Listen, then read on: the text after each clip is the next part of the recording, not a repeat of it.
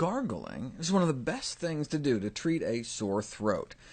As one of my medical mentors, Dr. Michael Clapper, instructs you, take a glass of warm water, add a pinch of salt, hold the glass of salt water in your hand, open your mouth, take a deep breath, tilt your head back, slide a generous mouthful to the back of your throat, and, with your mouth still open, gently breathe out through the water. Continue until the end of the breath, and then spit it out in the sink. Repeat until the full glass of salt water is used.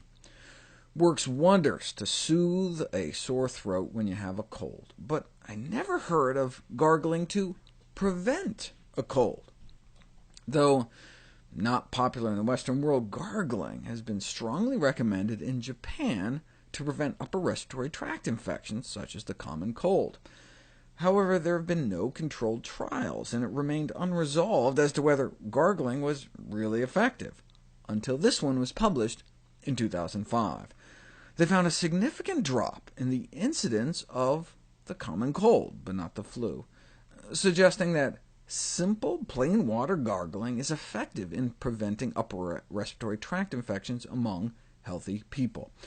This virtually cost-free modality would appreciably benefit people both physically and economically around the world.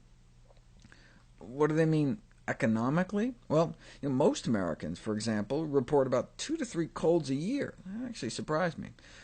Between medical costs and work absenteeism, we're talking nearly $40 billion a year, the common cold. So even if you take into account the 71 seconds it took, on average, to walk to and from the sink and gargle, and multiply that by the average wage to calculate the cost of gargling in wasted time, it's still considered a cost-effective strategy.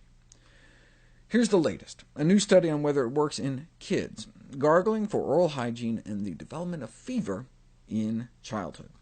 A total of nearly 20,000 preschoolers were observed for 20 days, and just like the study for adults, gargling appears to lower the odds of illness by about a third, and gargling with green tea may work better.